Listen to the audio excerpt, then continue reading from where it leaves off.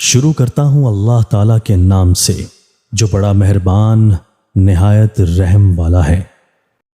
حضرت ابو ہریرہ رضی اللہ تعالیٰ عنہ کہتے ہیں کہ نبی اکرم صلی اللہ علیہ وآلہ وسلم نے فرمایا، لوگ کسی مجلس میں بیٹھیں اور اللہ کی یاد نہ کریں اور نہ اپنے نبی صلی اللہ علیہ وآلہ وسلم پر درود بھیجیں تو یہ چیز ان کے لیے حسرت و ندامت کا باعث بن سکتی ہے۔ اللہ چاہے تو انہیں عذاب دے اور چاہے تو انہیں بخش دے۔ وضاحت: اس حدیث کا سبق یہ ہے کہ مسلمان جب بھی کسی میٹنگ میں بیٹھیں تو آخر مجلس کے خاتمہ پر پڑھی جانے والی دعا ضرور پڑھ لیں، نہیں تو یہ مجلس بجائے اجر و ثواب کے سبب کے وبال کا سبب بن جائے گی۔ حضرت عبداللہ بن عمر رضی اللہ تعالیٰ عنہ کہتے ہیں کہ رسول اللہ صلی اللہ علیہ وآلہ وسلم نے فرمایا، دو عادتیں ایسی ہیں جنہیں جو بھی مسلمان پابندی اور پختگی سے اپنائے رہے گا وہ جنت میں جائے گا۔ دھیان سے سن لو، دونوں آسان ہیں مگر ان پر عمل کرنے والے تھوڑے ہیں۔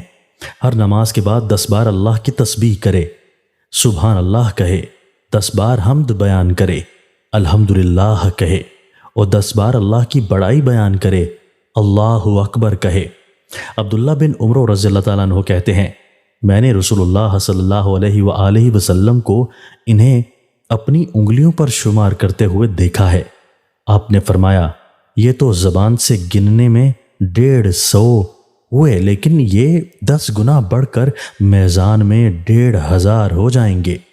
یہ ایک خصلت و عادت ہوئی، اور دوسری خصلت و عادت یہ ہے کہ جب تم بستر پر سونے جاؤ تو 100 بار سبحان اللہ، اللہ اکبر اور الحمدللہ کہو۔